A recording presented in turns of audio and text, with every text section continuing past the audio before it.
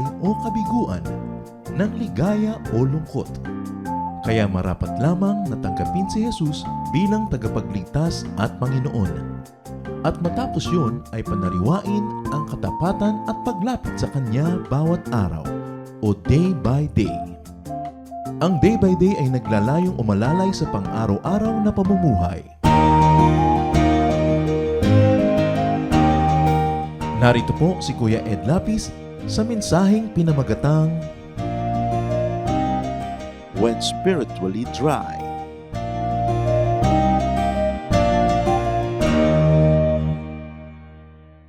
Psalm 44:5 or 43:5. Why, my soul, are you downcast? Why so disturbed within me?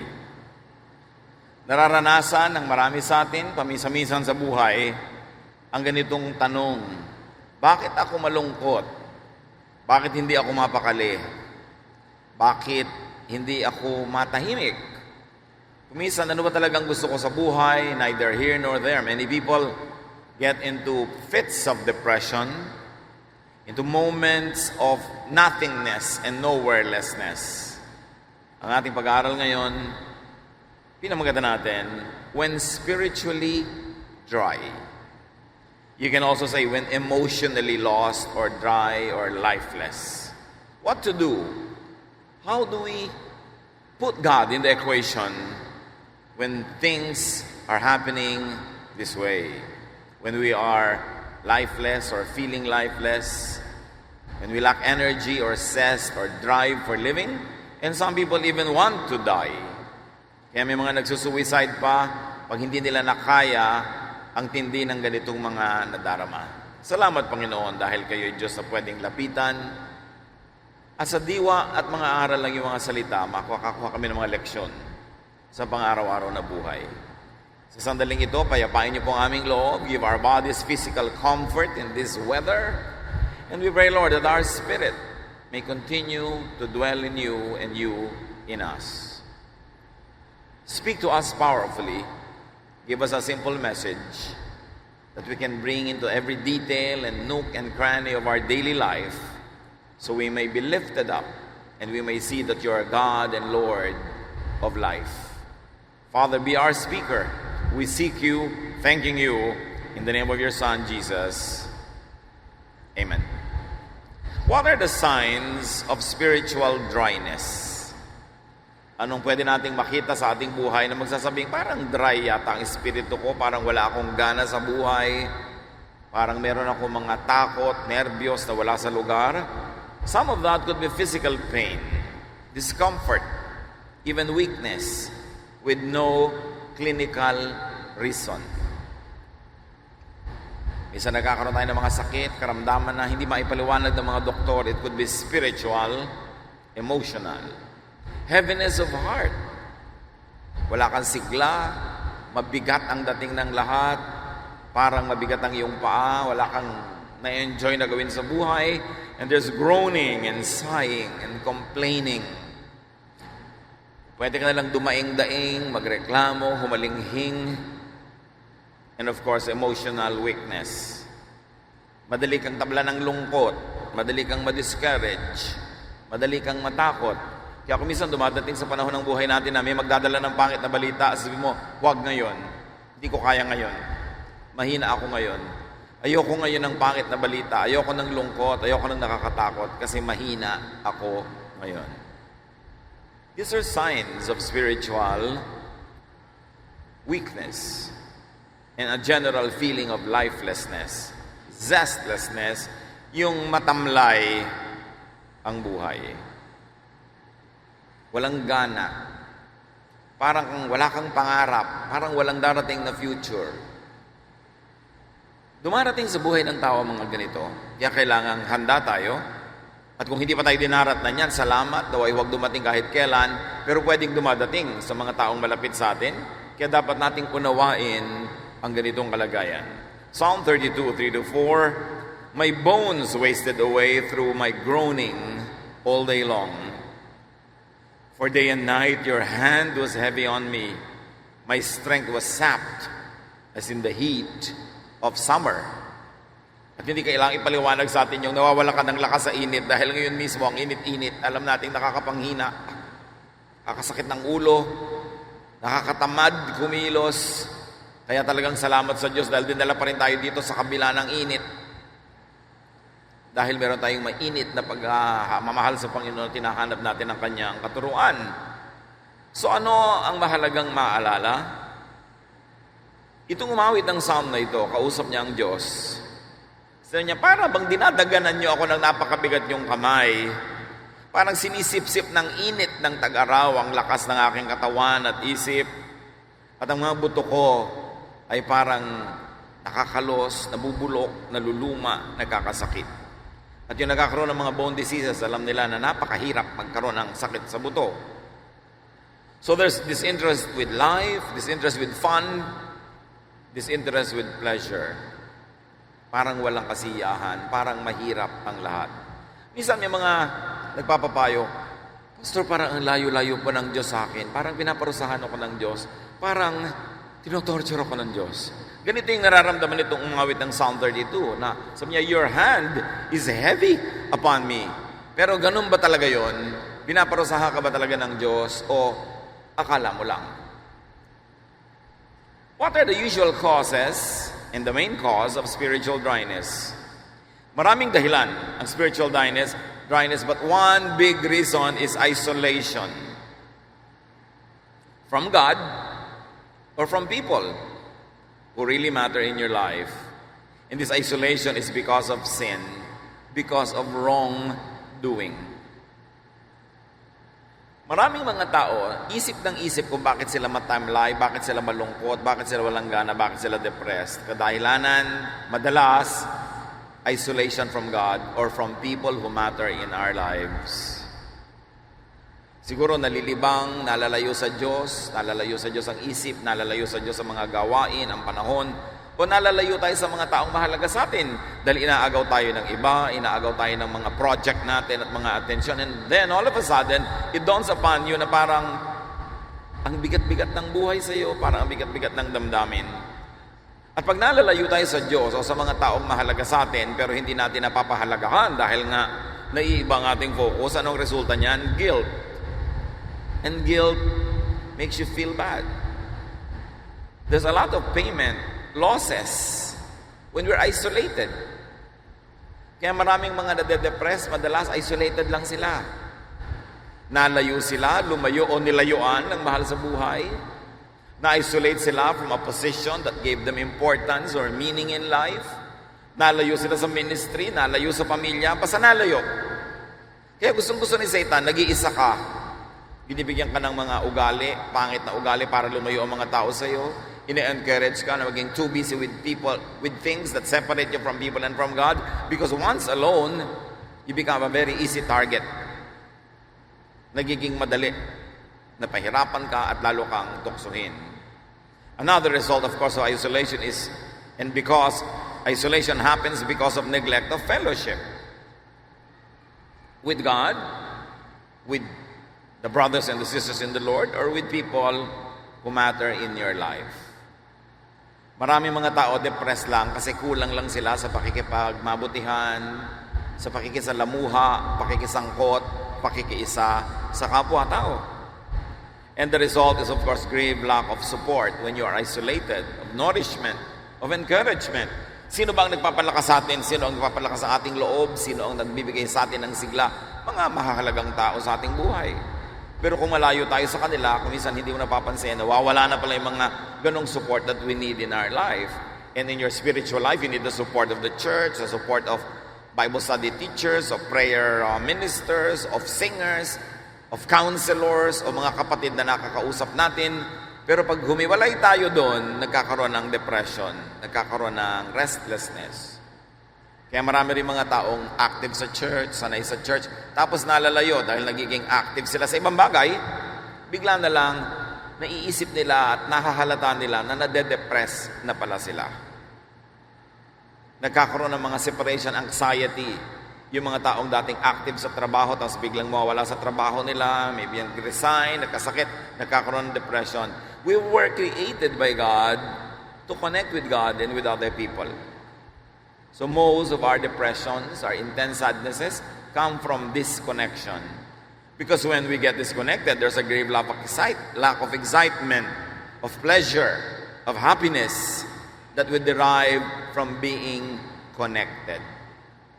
It is important to keep and stay connected with God and with godly people and with the people who matter in our lives. Sometimes you're isolated because of rejection, because of discrimination, whether this is feared, imagined, or real.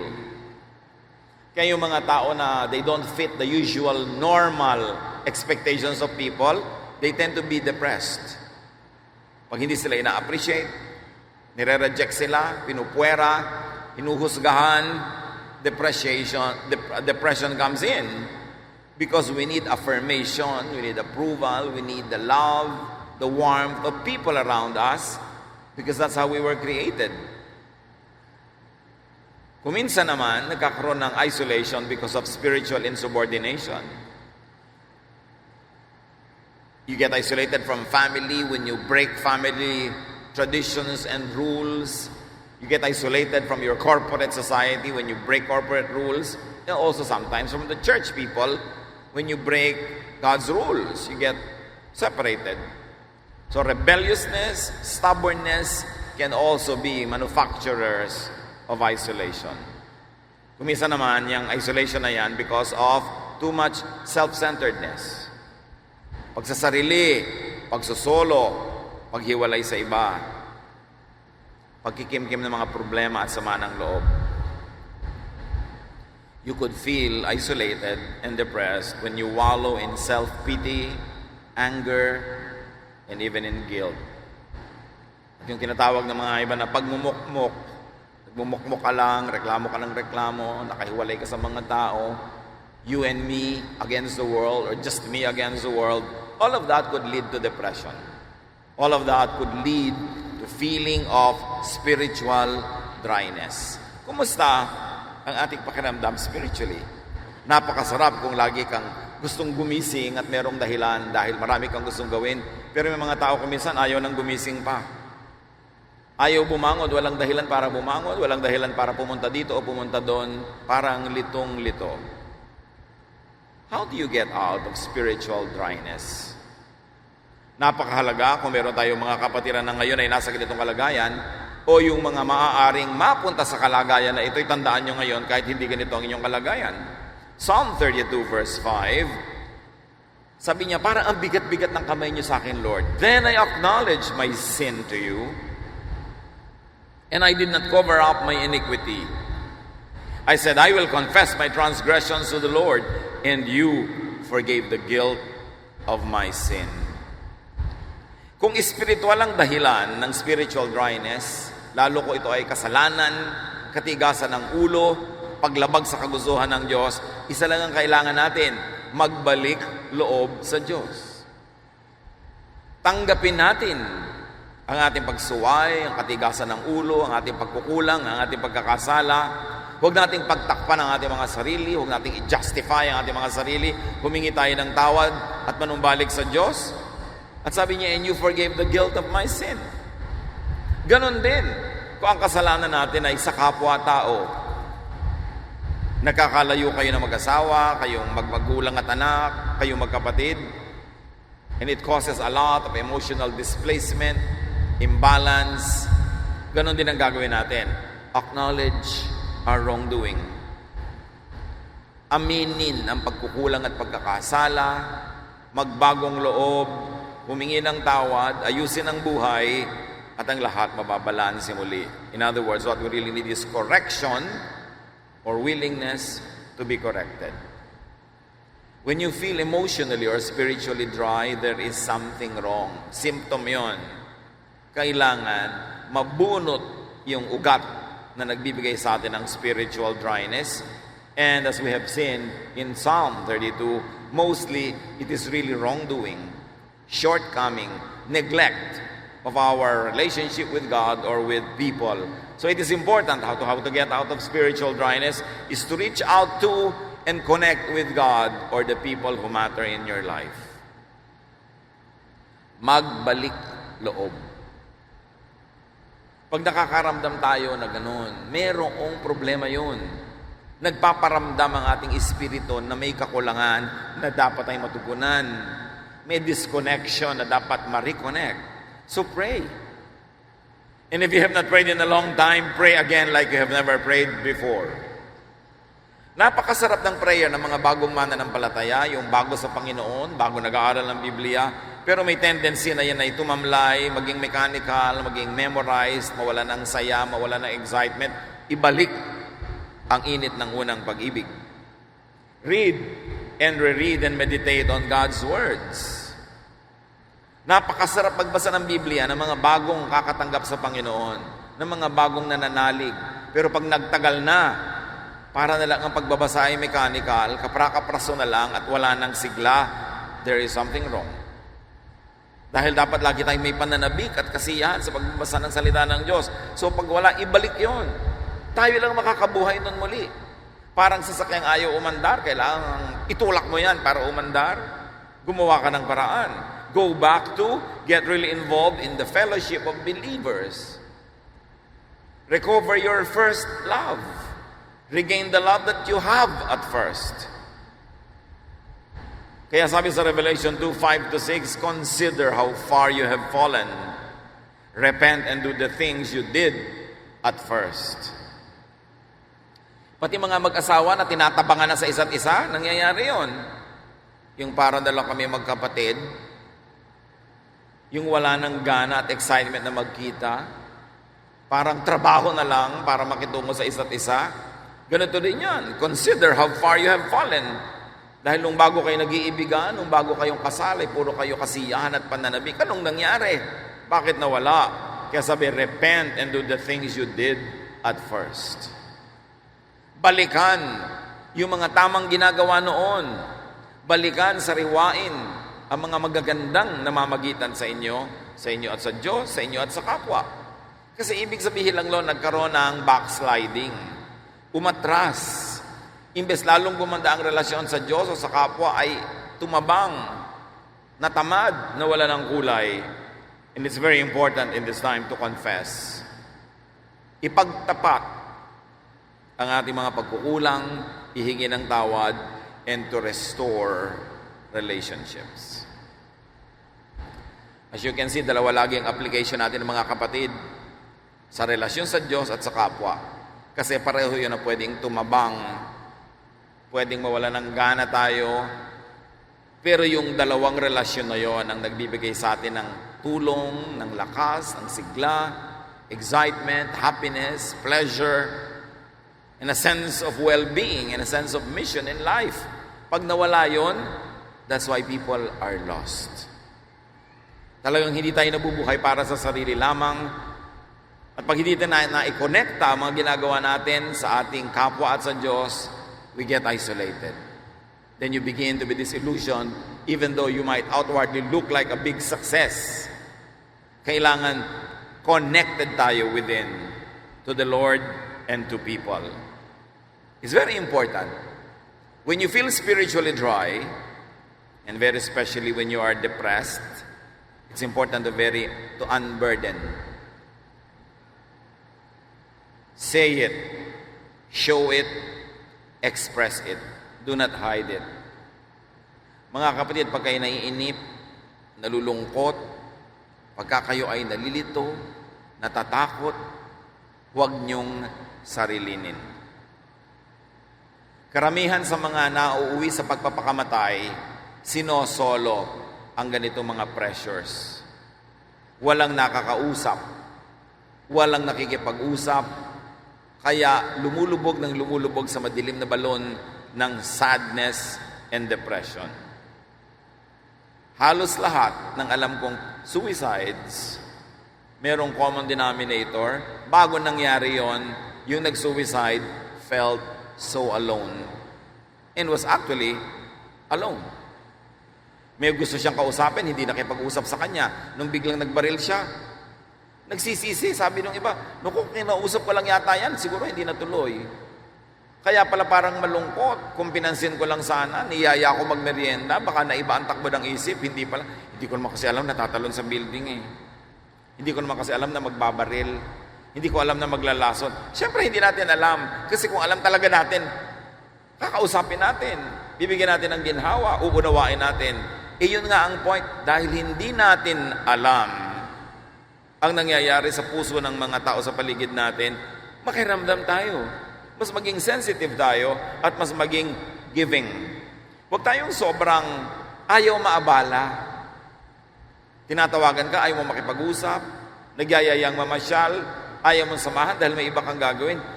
You know, every invitation is a cry for help. Pag niyaya ka ng nanay mo, samahan mo naman akong may bibilin ako. Hindi lang laging dahil lang may gusto siyang kasama, baka nalulungkot, baka may gustong ibulala sa'yo. Pero sabi mo, kayo na lang, ito lang, bigyan ko na lang kayo taxi. Pagka niyayaya ka ng asawa mo, uy, magpasyal tayo, hindi mo alam kung bakit. Pag may nagte-text sa'yo, musta? Okay. Tapos isa-silent mo na yung phone mo. O ibablock mo pa dahil nakakaabala. Every text is a cry for help. Kaya pag may nagte-text sa atin, may tumatawag, huwag niyo laging isiping abala. Isipin niyo, ano kayang kailangan nito? Kandidato kaya itong tumalon? Kandidato kaya itong magbigti?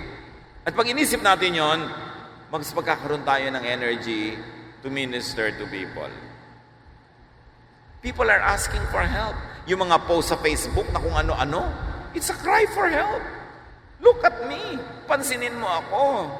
Mahalin mo ako. Tanggapin mo ako. Tama, ang galing-galing ko, ang ganda-ganda ko, mukha akong bata. Masaya ako. So, ang ibig sabihin lang nun, tanggapin mo ako sa iyong mundo. Not everybody knows that that is really the point. Pag may sinasabi tayo, gusto natin kasi tayo makita, pansinin, mahalin ng tao. Yun lang naman ang kailangan ng lahat ng tao, pansin, pagmamahal. At yung mga nagpapakamatay, dumating sila sa point ng buhay nila na iniisip nila walang nagmamahal sa kanila. Walang pumapansin sa kanila. O kaya yung minamahal nila, hindi sila mahal at wala na silang pag-asa. They feel spiritually dry, and this spiritual dryness must never be ignored because it could lead you to deep fits of depression that could even make people suicidal. Psalm 32, 9-11. Do not be like the horse or the mule, which have no understanding, but must be controlled by bit and bridle, or they will not come to you. Many are the woes of the wicked, but the Lord's unfailing love surrounds the one who trusts in Him. Rejoice in the Lord and be glad, you righteous. Sing, all you who are upright in heart. May lesson ditong sinasabi. Huwag nyo nang antayin talian kayo at hilahin para lang kayo sumunod. Magkusa na. Napakahalaga sa atin na nagkukusa tayo. Sabi, hindi kayo mga kabayo na kailangan talian, busalan ng bibig para kayo mapaliko sa kaliwa at sa kanan. Magkusa tayong lumapit sa Panginoon. Huwag na nating intayin na tayo'y mapilit pa ng pagkakataon dahil wala na tayong choice. Dahil gipit na tayo, dahil nagkakasakit na tayo, dahil nasa panganib na tayo, mapipilitan tuloy tayong lumapit sa Diyos. No, don't wait for that level of need. Pag nakakahalata tayo na medyo napapalayo yata ako, mag-volunteer na tayong lumapit. Kasi talagang ang kasiyahan natin ay nasa presensya ng Panginoon at hindi mo pwedeng palitan ng katotohanan that the farther we are from the Lord, the sadder we get. Sometimes, we trade all that for some pleasure. But pleasure is only skin deep. Pleasure only relates to the nerves. Pleasure cannot make you happy or cannot give you joy unless there is a strong spiritual reason that comes from within for you to be joyful. Kasi kung pleasure lang ang kailangan sa buhay, bakit yung mga nagkakaroon ng sobrang pleasure, sila pa kuminsan yung walang direksyon sa buhay at sila pa yung nagpapakamatay? Mahalaga na lumapit sa Panginoon at hanapin ang kanyang kalooban sa ating buhay. So correct yourself and correct your position whenever you feel spiritually dry. Huwag na nating antayin lumala. Self-regulate. Yan ang sinasabi ng verses na binasa natin. Hindi mo kailangan talian ka pa para ka lang sumunod. And learn to rejoice. Find and have reasons to rejoice. Invent reasons to be happy. Sabi nga ng Desiderata, strive to be happy. Mga kapatid, we have to purpose to be happy. Some people purpose to be sad. They find every negative thing in life and they find every reason to complain. They end up sad. But you have to decide, I want to be happy and I will not depend on other people or things to make me happy. I will create my happiness because I am creative, because I am made in God's image and God is creative. Kaya kailangan gumagawa tayo ng dahilan para tayo mag-enjoy sa buhay. At mga kapatid, huwag tayong killjoy sa mga nag-e-enjoy. Hindi natin alam kung kalalampas-lampas lang nila sa crisis at ngayon lang sila nakahinga-hinga, kaya sila nagsasaya, o kaya hindi natin alam na meron palang crisis na darating sa buhay nila at itong saya nila ngayon, ang paghuhugutan nila ng lakas pag dumating yung crisis na yon. Let people enjoy their lives. Let people be happy. Do not be bothered by people who are laughing, who are having fun. People need it. We need it. So cause yourself to rejoice. And get restored by getting back to God or getting back to people, getting reconnected. What are the results of spiritual restoration? Psalm 32, 1-2. Blessed is the one whose transgressions are forgiven, whose sins are covered. Blessed is the one whose sin the Lord does not count against them, and in the spirit there is no deceit. No self-delusion, no self-justification. At pag in-apply din natin yan sa relasyon natin sa mga tao, pinagpala yung mga nagtatapat, humihingi ng tawad sa mga mahal nila sa buhay na pinagkamalian at pinagkakulangan nila, at sila'y mapalad pag sila'y pinatawad at bumalik ang kanilang mga relasyon. Kahit natin hindi aminin, pag hindi maganda ang relasyon mo sa nanay mo, may kasamang depression yon. Pag hindi maganda ang relasyon mo sa asawa mo, may bigat yun na ibibigay sa iyong buhay. Pag hindi maganda ang relasyon mo sa iyong kapwa, sa workplace, may kabigatan, may hirap. At pag pinagsama-sama mo yun, hindi mo alam, parang nakadaga na pala sa iyo ang daigdig. Always acknowledge. Maaga pa lang, bunutin na ang ganitong uri ng mga abala sa ating kaligayahan. Blessedness in many ways and in all ways, that's one of the results of spiritual restoration. Refreshment, strengthening, pleasure, happiness. Blessing lahat yan ng Panginoon. Psalm 32, 7-8. You are my hiding place. You will protect me from trouble and surround me with songs of deliverance. I will instruct you and teach you in the way you should go. I will counsel you with my loving eye on you. Pangako ng Panginoon sa atin, kung sa Kanya tayo sisilong, sa Kanya tayo lalapit, ililigtas niya tayo sa ating mga self-made sorrows and problems. And He will give us protection and deliverance. At kasama pa niyan, instruction and counsel. Kumusta kaya ang lagay natin, mga kapatid? Kumusta ang lagay ng inyong mahal sa buhay? Nakakahalata ba kayo that they feel spiritually or emotionally dry? One of the saddest ministries that I have to do is to officiate at funerals of people who commit suicide. Hindi madali sa isang pastor na mag-officiate sa isang funeral na nagpakamatay yung tao. At laging yung mga pamilya ng mga nagpakamatay na yan, there is a certain feeling of guilt. Iniisip nila kung pinansin lang namin, hindi sana nagkaganyan. Kung inunawa namin, kung minahal namin. So watch for signs of spiritual dryness in you and in others. At binanggit na natin yan, mahilig mapag-isa, naka-isolate, nagiging loner. At kung talagang depression, yung clinical depression, mga kapatid, one of the signs, nagiging pabaya sa hygiene, nagpapabaya sa pagsisipilyo, sa paliligo, sa pagbibihis. Kung dating maayos naman, malinis, mapostura, tapos nakikita mong halos ayaw maligo, ayaw maglinis ng katawan, signs of clinical depression. These are alarm bells that should make you feel and see that this person needs ministration. Ang napakahalaga, mga kapatid, pagka tayo nade-depress o nade-depress yung iba, is to break the isolation. Samahan, may makasama, may makausap. At kung meron kayong gusto makipag-usap sa inyo dahil may problema, hindi naman kailangan lagi magbigay ng payo. Yun lang makapahinga siya, makasabi ng mga pinoproblema niya, lumuluwag na ang dibdib kahit wala kayong payo. At kung meron namang problema, hindi natin kailangan laging sermonan. We are not always expected to give wise words and godly counsel. Sometimes just your silence is already your gift. Just listening to people, let them unburden, let them say what they have inside their hearts, already releases great burden that is pressing upon them. That's why the gift of listening is very important. Don't always feel compelled to preach. Don't always feel compelled to correct people in their mistakes. And especially when a person is depressed, confused, that is not the correct time to moralize. Para mag-sermon, para magalit. Ang kailangan ng tao, pansin, pangunawa, affection, and if possible, love. Because love heals.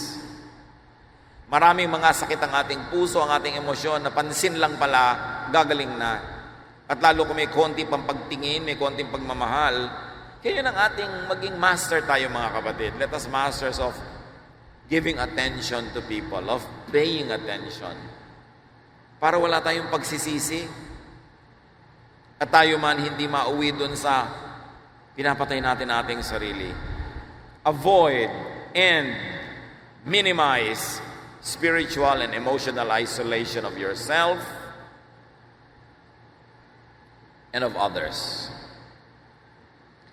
Kapatid, kung nalulungkot ka, nade-depress ka, tapos ang gusto mo mapag-isa, tigilan mo yan. Nakipag-usap ka sa iba. Magbukas ka ng puso mo, magparamdam ka that you need help. Kasi habang napag-iisa ka, lalo kang nalalagay sa malalim na dilim, lalong gusto mo na lalong mag-isa. Ayaw mo lumabas ng kwarto, ayaw mo kumain, ayaw mo makisalamuha. Anong ending niyan? At pag nakakaramdam tayo na meron tayong ganung mahal sa buhay, drop what you do, pay attention. It could be your last chance to save a person from terrible actions that everyone will regret.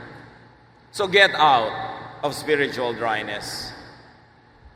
Especially when you're intensely lonely, when you're sad or depressed. Perspire. Pag nagpe-perspire ka, naiiba yung body chemistry mo, natatanggal, nababawasan ang depression. Eat. Just change your blood chemistry. If the situation of your blood chemistry makes you so sad, change the chemistry. Eat, perspire, work out. And if you're inside the house, get out of that house. Breathe fresh air. Look at the beautiful scenery. Talk to people, do something you like, enjoy something to get you out of that trap. Because you might not be able to get out. Kailangan baguhin and help others get out of spiritual dryness. Find and create your enjoyment. Pag marami tayong pagkakataon na magsaya tayo mga kapatid. Kasi hindi nyo alam kung kailan kayo lulungkot. Yang pagsasaya, parang pagdedeposito yan sa bangko.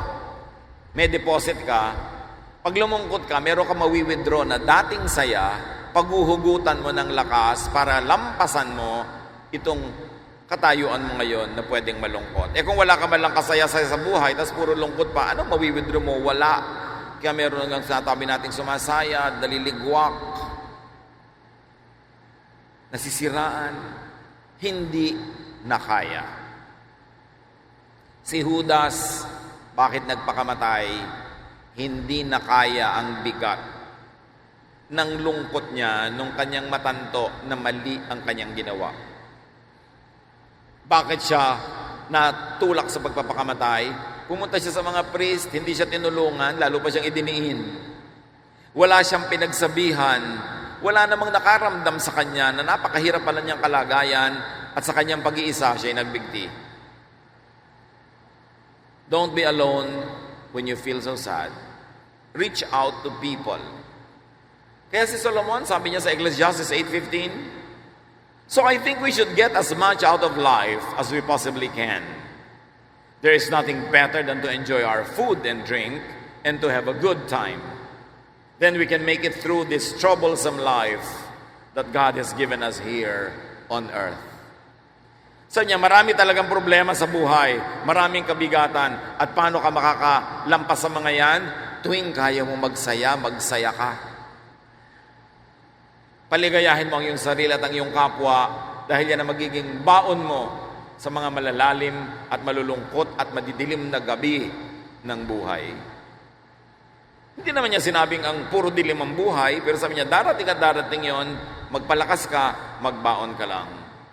Psalm 43:5, binasa natin kanina sa pagsisimula, "Why, my soul, are you downcast? Why so disturbed within me?"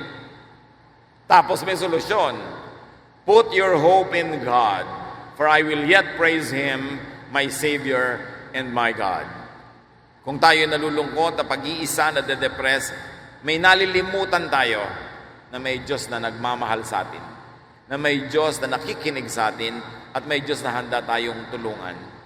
Nawa, mga kapatid, wala sa atin isa man na nakakaranas nito. Pero kung meron, kahit isa lang, sulit na pag-usapan natin ngayong panahon na ito. Kasi mahalaga sa Diyos kahit isang buhay. At lalo na kung marami-rami, di lalong sumulit.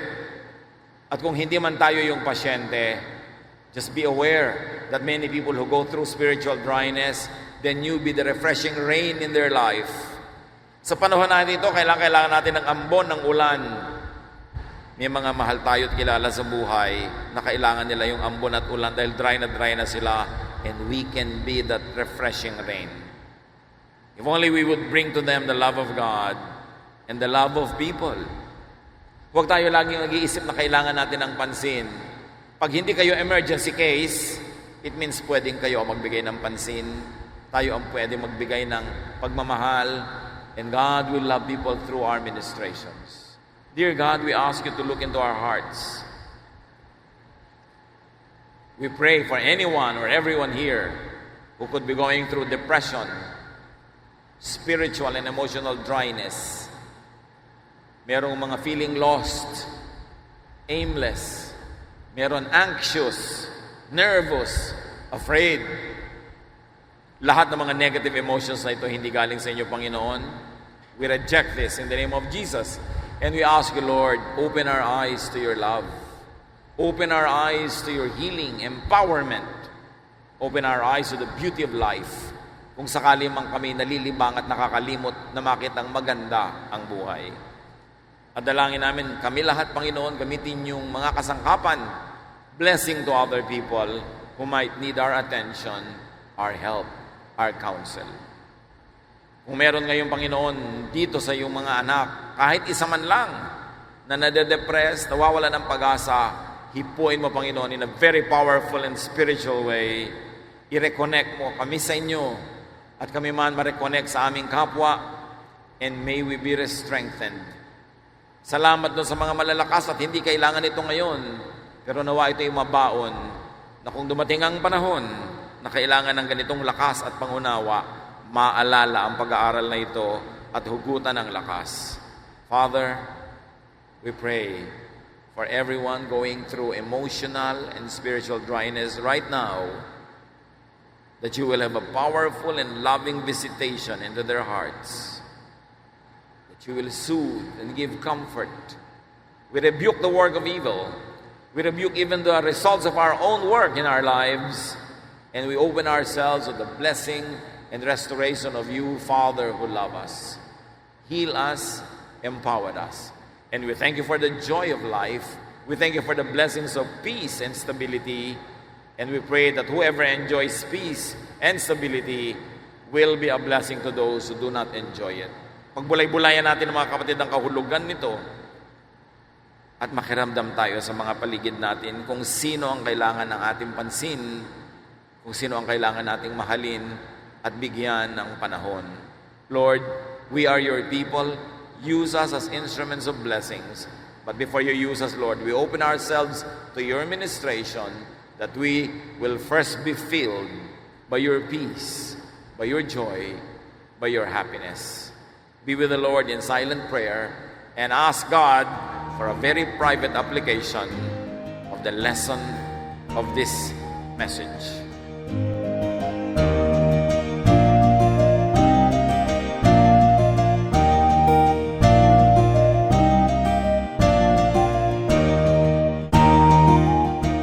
Ang katatapos pong mensahe ni Kuya Ed Lapid ay pinamagatang When Spiritually Dry.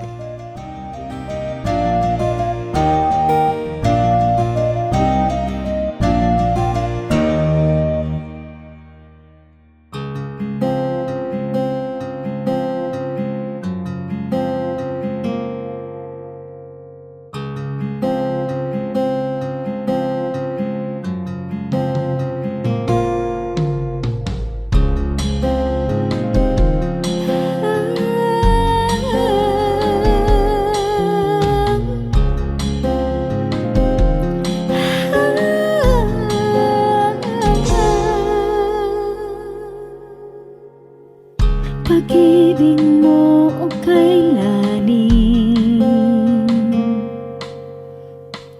sukat man lumayo'y mahal pa rin.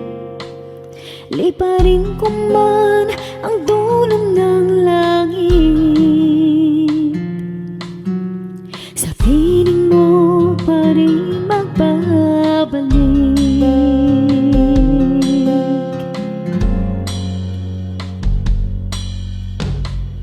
Kahit minsa'y magkasala,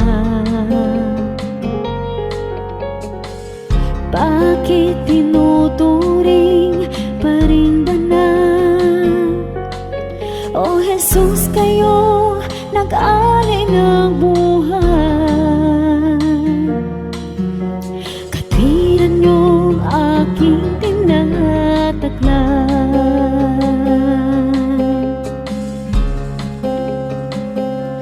O tanggapin, papuri ay tingin, nagsasabing ikaw aking hari, Diyos na banal, ngalay tinatanghal, kabutihan mo sa'kin walang mali. O Diyos, salamat sa pag-ibig na wagas.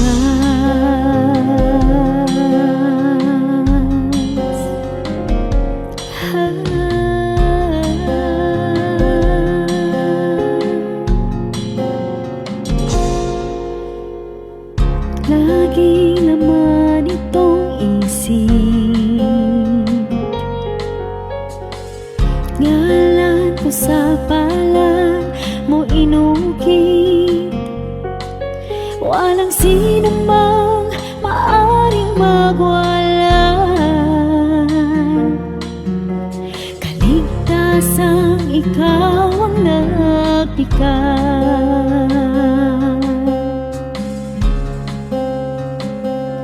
O tanggapin, papuri ay tingin, nagsasabing ikaw aking hari, Diyos na banal, ngalay tinatanghal, kabutihan mo sa'kin walang mali. O Diyos, salamat sa pag-ibig na wagas.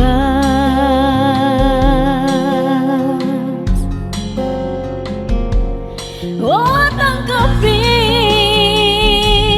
papuri ay tingin, nagsasabing ikaw aking hari, Diyos na banal,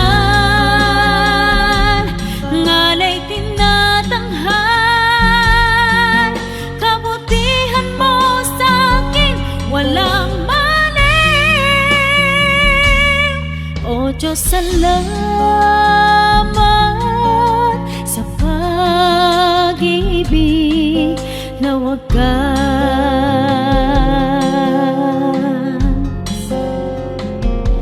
O Diyos, salamat sa pag-ibig na wagas.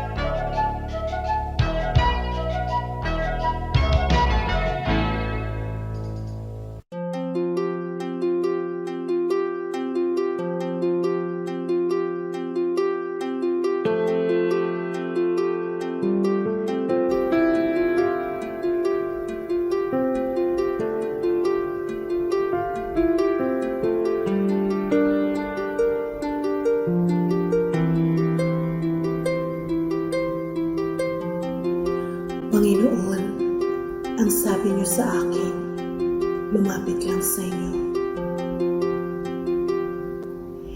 Ibig ko'y diringgin, pasanin ay aalisin.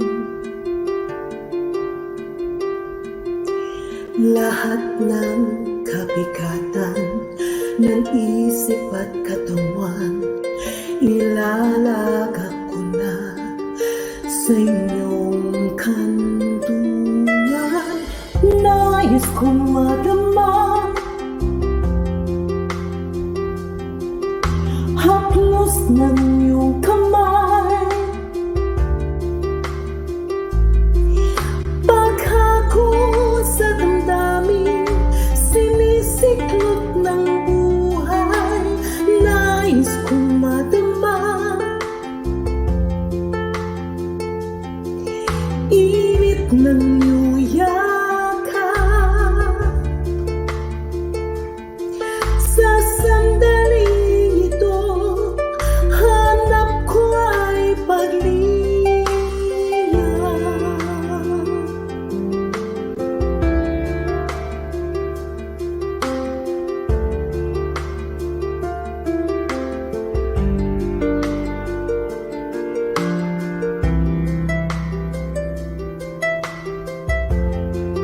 Panginoon, tinatanggap ko po ang inyong paanyaya. Dito sa piling mo, nais kong magpahinga.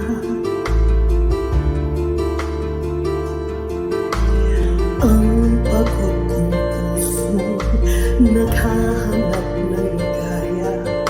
Lapatan mo ng lunas, bigyan ng pag-asa. Nais kong madama, haplos ng iyong kamay. Paghakot sa damdamin, sinisiklot ng buhay. Nais kong madama, init ng iyong yakap. Sa sandaling ito, hanap ko ay paglinang.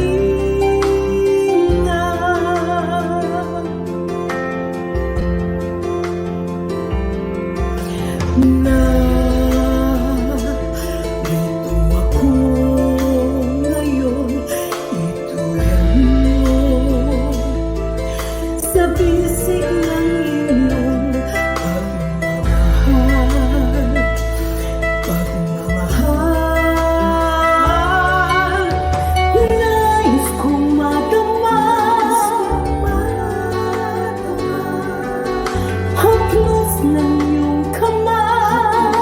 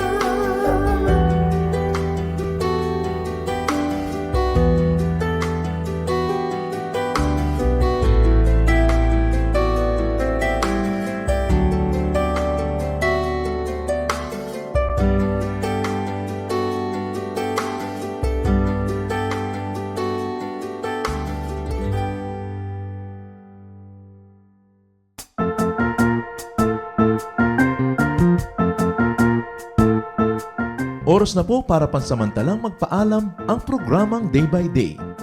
Tayo po'y magsama-sama tuwing ika-6 hanggang ika-7 ng umaga, araw-araw. Magandang umaga po at mabuhay ang Panginoong Hesus!